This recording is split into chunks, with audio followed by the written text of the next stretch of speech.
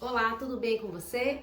Se você não me conhece ainda, meu nome é Marcele e eu vim trazer para vocês um tema aqui que é um tema muito importante, onde muitas pessoas têm dúvidas sobre isso e tem até um certo tabu para se falar sobre isso, medo ou receio. Mas é um tema simples que eu tenho uma plena certeza que você vai compreender à luz da palavra de Deus. Nem sempre eu vou estar lendo todo o versículo, mas irei deixar aqui os versículos bíblicos aqui na tela para você depois estudar na palavra, certo? Vamos falar hoje sobre dízimos. E muitas pessoas me perguntam assim, Marcelo, o dízimo ele é correto dar? O dízimo ele é obrigatório? Como é que funciona isso? Pronto, vamos voltar ao início. Eu vou falar para vocês um pouco sobre a questão das leis. Antes de Cristo vir ao mundo, antes dele vir, né, numa manjedoura, com uma criança, através do ventre de Maria, nós vivíamos o Antigo Testamento. E você pode perguntar, Marcele, mas o que é um testamento? Para vocês terem uma noção e a gente ter um entendimento mais claro. Quando alguém, uma pessoa, ela quer deixar herança para seus filhos e parentes, ela vai no cartório, juntamente com um advogado, e ela cria um documento chamado testamento, certo? E nesse testamento, a pessoa, ela descreve para quem ela quer deixar os bens, o que ficará para cada pessoa. O nome disso é testamento, com certeza você deve já ter ouvido falar sobre o testamento. Por isso que a Bíblia é dividida em Velho Testamento e Novo Testamento. E aí você pode perguntar, mas por que são dois testamentos, não é um só? O Velho Testamento, ele vai de Gênesis até João. Marcele, até João, acho que você se atrapalhou nessa contagem aí. Não é até Malaquias? Não, é até João. E eu vou te explicar por quê. O testamento, lembra que eu estava falando sobre o testamento? Ele só tem validade após a morte do testador. Se uma pessoa ainda viva, aquele testamento não vale muita coisa não, certo? Ele só tem validade depois da morte do testador. Então, se por exemplo um pai, antes de morrer, ele faz um testamento e ele deixa a herança para os filhos, aquela herança só vai ser distribuída após a morte do pai, certo? E por que vai até João e não até Malaquias? Porque isso significa que são leis exclusivas que eram regidas no Velho Testamento. Marcelo, mas isso está no Novo Testamento, dizendo que é Novo Testamento Mateus, certo? Só que em Mateus, Marcos, Lucas, João, ele vai retratar sobre a vinda, sobre o nascimento do novo legislador. E Cristo é o nosso novo legislador. Por isso que significa Antigo Testamento, que é antes de Cristo, e após Cristo, o Novo Testamento. Só que não é após ele nascer, mas após ele morrer e ressuscitar como grande sumo sacerdote, certo? Eu vou passar na frente e a gente vai entender um pouco melhor como é que funciona. Nos livros de Mateus, Marcos, Lucas e João, é retratado sobre o nascimento, um pouco da infância, quase nada se fala da infância de Cristo, mas se dá bastante ênfase a partir dos 30 anos, que é quando ele começa a exercer o seu ministério. Antes, no Velho Testamento, o que é que era regido? Existiam leis e uma dessas leis era a lei dos dízimos. E para que eram esses dízimos? O povo de Israel trazia os dízimos, levavam os dízimos para os sacerdotes que estavam na tribo de Levi. Eles não tinham repartição na herança das terras, então todo o dízimo era levado para a tribo de Levi e lá era feita a divisão. Ficava uma parte para os sacerdotes, uma parte para os levitas e a outra parte era para ser dividido com as pessoas carentes, as pessoas de outras nacionalidades que o povo de Deus abençoava. Só que quando a gente chega em Malaquias, a gente sempre se depara com trazei tudo dos dízimos na casa do tesouro para que haja mantimento na minha casa, não é assim? Malaquias 3:10. Só que nós precisamos ser pessoas que gostamos de ler a Bíblia, a palavra de Deus, para a gente estar sabendo do que a gente está falando e não só mencionando aquilo que nós ouvimos. Você concorda comigo?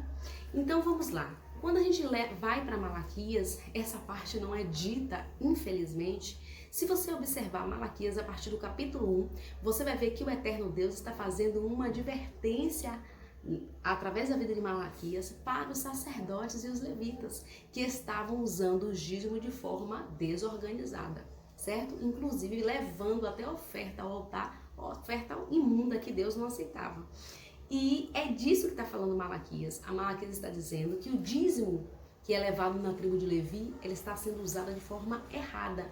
E se a gente for ler lá Malaquias 1, 2, 3, a gente vai compreender que na verdade é uma advertência do Senhor através do profeta Malaquias, porque eles estão usando o dízimo de forma errada, certo? E falando o que deveria ser feito. Aí a gente vem agora para o Novo Testamento, Mateus, Marcos, Lucas e João. É a parte, como eu já estava falando anteriormente, que falar relata sobre a vida de Cristo. Cristo, ele veio para cumprir a lei. Eu vou deixar aqui o versículo para vocês lerem. Ele falou, eu não vim revogar a lei, eu vim cumpri-la, eu vim cumprir a lei. Então, Cristo, quando ele nasceu e quando ele passou, ele era judeu, então ele tinha que cumprir as leis. Cristo concluiu a lei e cumpriu toda ela, como nenhum outro ser humano vai conseguir fazer. Ele foi o único que fez isso plenamente. Então, Cristo cumpriu. Ele falou, eu não veio tirar nem um i, nem um tio da palavra, eu vim para cumprir. Então, ele cumpriu até a cruz. Tanto é que vocês lembram, eu vou colocar a passagem aqui também, que quando Cristo morre na cruz, ele faz o quê? Ele fala, está consumado, certo? Então o véu do templo se rasgou. Ou seja, aquele véu é que fazia a separação entre o santo e o santíssimo. E essa separação a gente sabe que não existe mais. Por quê? A partir da morte de Cristo, nós vivemos agora a nova aliança. Não mais a velha aliança. O nosso testamenteiro, ele morreu. Assim como uma pessoa na terra faz um testamento e ele vem a óbito, aí sim, o advogado liga para a família e fala assim, olha, a gente vai ler o testamento, a gente vai saber o que ficou para cada pessoa. Não é assim que funciona? A mesma coisa, porque na verdade as leis da terra são baseadas naquilo que já está no céu. Então, quando Cristo morreu e falou, está consumado, e o véu do templo se rasgou, aí sim começa o Novo Testamento. E onde é que está isso? A partir do livro de Atos. E aí você pode perguntar, Marcele, mas a gente está falando sobre dízimo? Exatamente. Porque quando você chega a partir do livro de Atos, não se fala mais sobre dízimo, porque agora é a nova aliança. Marcele, Jesus já falou sobre dízimo na Bíblia? Já, sim. E quando ele falou para repreender, ele chamou de hipócritas. Não sei se você lembra essa passagem que Jesus fala, hipócritas, vocês dão o dízimo do hortelã, do cominho, porém vocês deixam de lado aquilo de mais importância, que é o amor, misericórdia. Então, até quando Cristo falou sobre o dízimo, ele falou chamando a atenção das pessoas que estavam ali, dos sacerdotes, certo?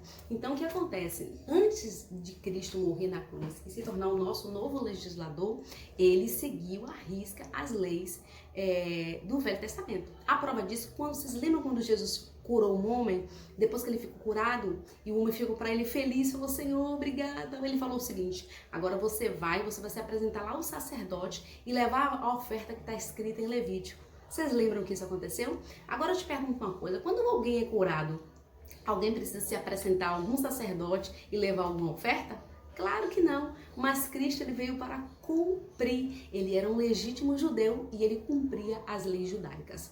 Após Cristo morrer, que isso começa em Atos, a gente começa a ver as atitudes dos discípulos. Os discípulos de Cristo não falam mais de dízimo. Ô Marcele, por que não se fala mais de dízimo? Por quê? Vamos observar uma coisa. Vocês perceberam que os dízimos no Antigo Testamento eram levados para os sacerdotes que faziam parte da tribo de Levi, eram os levitas, lembra disso? Agora Jesus veio e quebra o paradigma, porque naquela época do Velho Testamento só podia ser levita, só podia ser sacerdote quem nascesse na tribo de Levi. Quando Cristo vem à Terra, gente, isso é fantástico, ele é o leão da tribo de Judá, ele não é nem mais da tribo que recebia dízimos e ofertas. Tanto é que Cristo não recebia nem dízimo nem oferta e nunca falou a esse respeito. Muito pelo contrário. Vocês lembram quem é que sustentava a obra de Cristo na terra? Eram as mulheres ricas, as mulheres que tinham muita posses e abençoavam o ministério de Cristo com toda alegria e amor. Não se fala que ela levou dízimo para Jesus, não. Simplesmente elas abençoavam o ministério de Cristo, elas sustentavam através de suas ofertas, porque eram mulheres ricas, certo? Então, por aí a gente começa a ter uma noção mais do que a gente está falando. governando. Então Jesus não é da tribo de Levi, ele é o leão da tribo de Judá. Então o eterno Deus já começa a quebrar um grande paradigma, porque antigamente era levado o dízimo e as ofertas para a tribo de Levi. E, inclusive a Bíblia fala o seguinte, que não podia nenhuma outra tribo receber dízimo e oferta, a não ser que fosse da tribo de Levi, correto? Você vai lembrar disso, e se você ler um pouco mais a Bíblia, você vai entender isso. Então Jesus agora é o leão da tribo de Judá, ele é da tribo de Judá, então ele começa a quebrar paradigmas e mostrando que essas coisas, por exemplo, como é em relação ao dízimo, ela não é mais necessária no Novo Testamento. E a gente vai agora para o ministério do apóstolo Paulo. O que o apóstolo Paulo fala lá em 1 Coríntios, no capítulo 9, a respeito disso? Eu quero ler com vocês, eu acho bem interessante ler aqui com vocês, que é 1 Coríntios, capítulo 9. Vamos entender um pouquinho. A instrução de Paulo em referência à grande coleta. Diz assim, ora, quanto à assistência a favor dos santos, é necessário escrever-vos. Ele falou, é necessário escrever-vos. Porque bem reconheço a vossa presteza, da qual me glorio junto aos macedônios, dizendo que a Caia está preparada desde o ano passado e o vosso zelo tem estimado a muitíssimos. Contudo, enviei os irmãos para que o nosso louvor a vosso respeito, neste particular, não se desminta, a fim de que, como venho dizendo, estivesseis preparados. Aqui o apóstolo Paulo está falando sobre a colheita,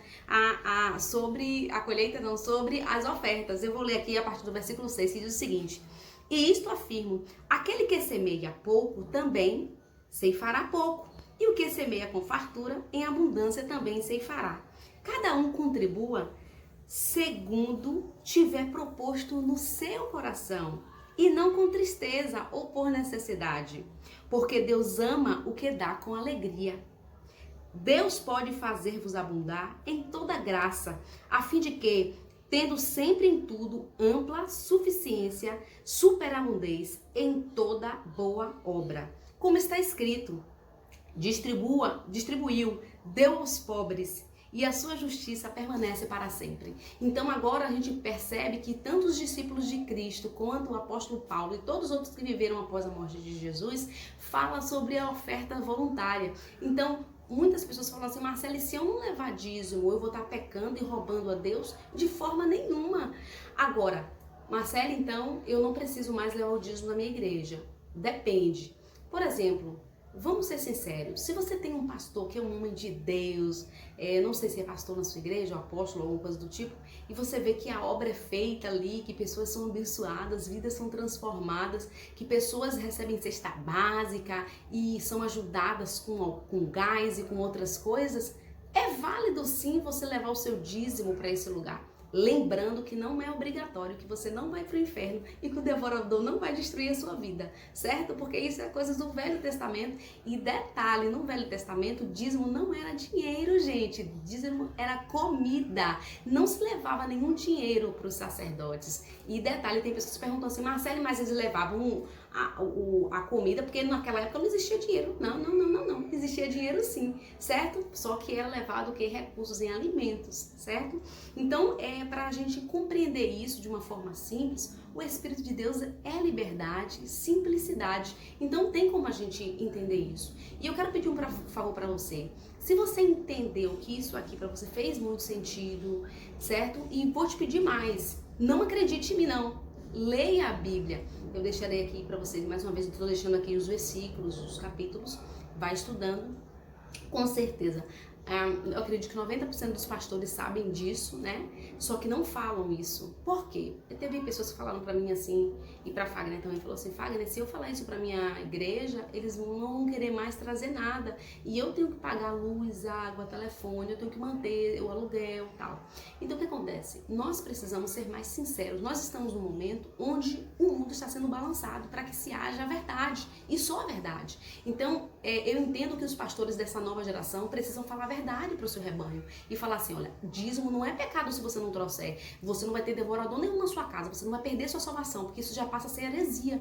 Quando eu chego para uma pessoa e digo assim, se você não trouxer seu dízimo aqui, você vai pro inferno. Isso é uma heresia que não está na Bíblia e é contra a vontade de Deus, certo? Então eu tenho que chegar para os membros da minha igreja, se eu fosse um pastor, por exemplo, eu teria que chegar para ele e falar assim, olha, dízimo não é obrigatório. E isso era para a tribo de Levi no Velho Testamento, mas só que quando Cristo morreu, o véu se rasgou, ele é da tribo de Judá e não existe mais dízimos, existem ofertas voluntárias. Agora vocês sabem que eu tenho que manter esse templo e aí as pessoas têm que levar por amor. O problema, sabe como é o problema? É quando as pessoas pensam assim, ai, por amor eu vou pegar 3 reais que tá aqui no meu bolso, eu vou dar. Aí eu vou pegar 5 reais aqui no meu bolso que eu tenho, eu vou dar. Agora se a pessoa falar assim, não, traga tanto que você vai receber uma casa. Aí a pessoa quer vender até a roupa que tá no corpo pra dar. Então isso não é por amor, é por interesse. Então nós temos que parar com isso. Nós estamos num momento onde a gente tem que servir a Deus por amor. Então se você precisar fazer uma oferta de 50% do seu salário, faça. Mas não que seja obrigação você dar 10%. Agora se você não pode dar 10%, você dá 5% ou você dá 2%, que seja proposto no seu coração e seja dado com alegria. E que seja dado pra quê? Pra manutenção da obra de Deus. Aí você pode perguntar, Marcele, como algumas pessoas já falaram pra mim, Marcele, o que ele fizer com o dinheiro é problema dele, eu não tenho nada a ver com isso. Eu estou fazendo a minha parte. Não, você não está fazendo a sua parte. Porque naquele grande dia, quando Cristo voltar nas nuvens do céu, ele vai perguntar pra mim, Marcele, mostra-me as tuas mãos. E eu vou dizer, olha Deus, pergunte o pastor que eu dei o dinheiro todo a ele lá. Não. O que foi que você fez? Aí ele vai dizer, ó, vinde bendito do meu pai, possui por herança a terra que vos é prometida desde a fundação do mundo, porque eu tive fome, me deste de comer, tive sede, me deste de beber, estava doente, preso, vocês foram me visitar. Aí os santos vão perguntar, Senhor, quando foi que nós tivemos em tal situação? Quando vocês fizeram pelos meus pequeninos. E o que está à esquerda, apartai-vos de mim, maldito, que eu não vos conheço, porque eu tive fome e não me deste de comer, tive sede e não me deste de beber, estava preso doente e vocês não foram me visitar. Senhor, quando tivemos em tal situação? Quando vocês não fizeram os meus pequeninos. Então naquele grande dia não vai ter ninguém na minha frente lá para estar me defendendo, um ser humano comum como eu. Não, Senhor, foi porque ela me deu aqui, eu usei da forma que eu queria. Não, eu vou ter que prestar contas ao meu Criador, o que eu fiz da herança que ele me deu. E qual é a minha herança? A minha herança é a graça. A minha herança é abençoar o povo de Deus. E eu vejo isso uma dificuldade hoje em dia. A gente pede uma oferta para abençoar o povo de Deus, as pessoas estão seguras. Não, já dei meu dízimo, eu não preciso mais a nada. Só que o seu dízimo não é obrigatório, certo? Se você der, você tem que dar com alegria, você levar uma oferta para casa do Senhor. Se você quiser deixar seu dinheiro todo lá, você deixa por sua conta. Não porque Deus está te obrigando a você deixar 10% lá dentro, certo? Então nós precisamos trazer isso à luz da realidade. Eu sei que muitos vão dizer assim, não, essa menina quer se amostrar, ela tá falando sobre isso porque ela quer se amostrar, ela quer ibope, ela quer ser blogueira, ela quer mostrar aí no YouTube. Eu não tô preocupada com isso, porque eu fui chamada para falar a verdade. E eu sei que a verdade incomoda e dói, a verdade é essa. Incomoda e dói, mas ela tem que ser dita, porque Cristo está voltando e ninguém quer pagar preço. Eu não quero pagar preço diante do Criador, porque eu disse assim, minha filha, eu te dei uma orientação, eu te mostrei, minha filha, o que era para ser dito na minha palavra, e você que é um pastor, uma pastora, está me ouvindo, eu sei que você pode estar com a sua melhor intenção, que você pode ser um homem de Deus, uma mulher de Deus, mas vamos falar a verdade para as ovelhas, falar a verdade para o povo. Ó, gente, aqui não é obrigado não, mas traga, porque eu preciso aqui pagar alguma conta, eu preciso fazer alguma coisa. Isso precisa ser falado de uma forma aberta para as pessoas, porque gente, o evangelho virou algo ridículo já para muitas pessoas, não por causa de Cristo, mas porque as pessoas tomaram o evangelho para si, fizeram isso aqui, que é a palavra de Deus, como um comércio, e estão mentindo para os seres humanos. Então, gente, você está me ouvindo agora, não acredita em mim não, por favor, não acredita em mim não. Vai ler Bíblia, vai ter vida com Deus, vai ter comunhão. Fala, pai, aquela menina é maluca, ela chegou e falou um monte de coisa, aquilo é verdade mesmo. Me fale, me mostre, me revele, porque Deus não te deixará enganado. Naquele grande dia, nenhum homem natural vai estar na sua frente para tomar a tua dor, não. Naquele grande dia, a gente eterno, em frente, tribunal do eterno. E a gente vai ter que prestar contas a Deus do que a gente faz. Então, assim como o apóstolo Paulo falou aqui em 1 Coríntios, no capítulo 9, falando que nós precisamos dar com alegria alegria e abundância. Se você pode ajudar o seu próximo, ajude. Seja sincera com o seu pastor, com a sua pastora. Fala, pastor, já sei que não é nada disso, não é obrigatório nada, mas eu vou trazer porque eu sei que o senhor precisa manter a obra, o senhor precisa pagar esse aluguel, o senhor precisa. E continue fazendo mais e mais pelo povo. Para terminar, eu quero só dar um exemplo para vocês. Chegou até a mim, meus ouvidos, uma pessoa que falou assim, ó, que eu perguntei. Eu falei assim, se você tiver R$250 na mão e esses R$250 for o seu dízimo, e aí uma pessoa chega na sua porta meia-noite, em trabalho de parto, uma mulher com 9 meses, trabalho de parto, a bolsa estourou e bateu na sua porta, pelo amor de Deus, meu irmão, me ajude, eu preciso pegar aqui um Uber, eu preciso de um dinheiro. Aí sabe o que essa pessoa me respondeu? Ela vai ter que pedir a outra pessoa. Porque esse dinheiro é do Senhor, eu não posso dar. Mas a Bíblia diz que nós precisamos amar o próximo como a nós mesmos. E nós precisamos honrar a Deus através das pessoas. Então como é que eu tô com aqui um dinheiro, um valor que eu digo, não, esse aqui é o dízimo, e a pessoa chega parindo, e eu digo, não vou dar não, que esse aqui é do Senhor. Deus está no céu, querido, Ele não precisa do nosso dinheiro, não. Mas aquela pessoa que está ali naquela hora, ela está precisando, ela pode vir a óbito. Não dou. Ela vai ter que pedir a outra pessoa. Gente, isso é um absurdo. Nós precisamos acordar para as coisas espirituais e entender que Deus é extraordinário. Muito pelo contrário, você pode pensar assim, mas essa minha tá falando aí, porque a gente tem que fazer, não dá nada mais, que negócio desorganizado é esse? Não é isso que eu tô falando, não. É para dar com alegria. Se você recebe, por exemplo, R$3.000, só que você não quer dar só R$300, você quer dar 600, você quer dar 900, meu amado, dê! Se é com alegria, se é para obra de Deus, se é para fazer a vontade do Eterno, faça. Mas então de dizer que o devorador vai chegar na sua casa, que você vai perder sua salvação, porque isso é heresia, gente. E a gente precisa que as pessoas abram o olho para essas coisas. Olha, isso aqui é um assunto sério. E pra mim não foi fácil fazer esse vídeo. Vocês acham que é fácil pra mim fazer esse vídeo? Não. Porque eu sei que pessoas vão me criticar. Isso aí é uma mentirosa. Isso aí é uma falastrona. Mas eu não tô preocupada com o que as pessoas vão falar. Porque eu tenho algo diante de Deus. E Deus falou pra mim, eu quero que você fale, filho. Eu quero que você fale a verdade. Mesmo que doe e as pessoas fiquem tristes com você. Mas eu quero que eu esteja feliz com você, minha filha. Não os homens. Então, sinceramente, eu peço que vocês analisem, que vocês estudem, que vocês orem, que vocês perguntem a Papai do Céu se é dessa forma, certo? Deus continue abençoando a cada um de vocês, sejam liberais nas suas ofertas, ajudem o máximo de pessoas que vocês puderem, abençoem o ministério verdadeiro que está fazendo a obra de Deus, pregando o Evangelho, mas entendendo que não é pecado se você não levar os 10% da forma que as pessoas te obrigam, certo? Deus continue abençoando a cada um de vocês e até o próximo vídeo.